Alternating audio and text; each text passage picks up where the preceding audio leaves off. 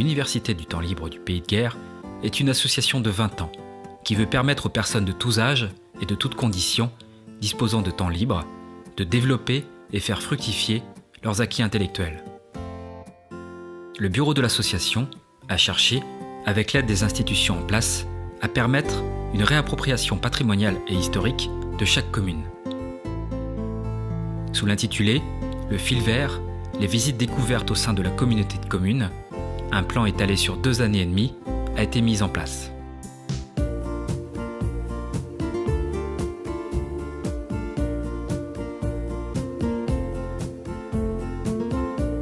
Le programme établi visait, en une demi-journée d'après-midi par trimestre, de se faire présenter par les habitants eux-mêmes chacune des 7 communes, en recherchant la mise en exergue des richesses locales méconnues et la convivialité des rapports humains.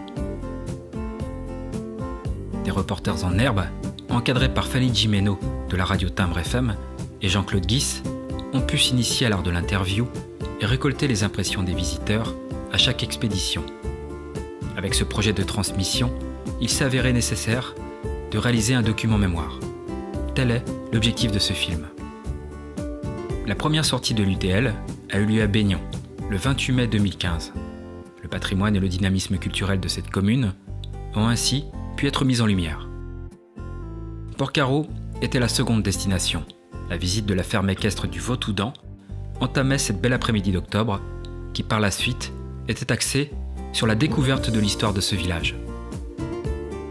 Au printemps 2016, Monteneuf était cette fois-ci mise à l'honneur. L'engagement citoyen était le moteur de cette balade, encore une fois très instructive. Quelques semaines plus tard, Saint-Malo-de-Baignon accueillait les adhérents de l'UTL.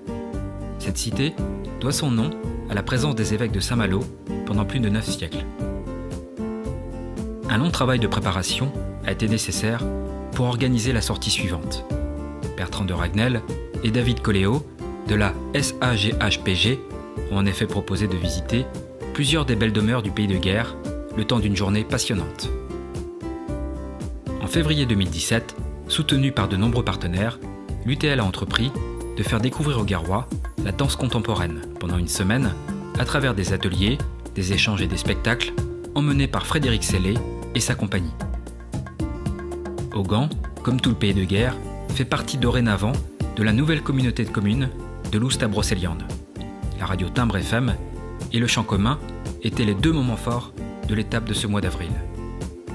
En mai, les adhérents de l'UTL ont été accueillis par le nouveau maire de Rémignac, avant d'aller voir le tout récent domicile partagé, l'église Saint-Rémy et le sentier des sculptures. Le dernier des voyages extraordinaires du fil vert devait se dérouler à Guerre, avec une visite de la ville commentée par les élèves du collège Saint-Maurice.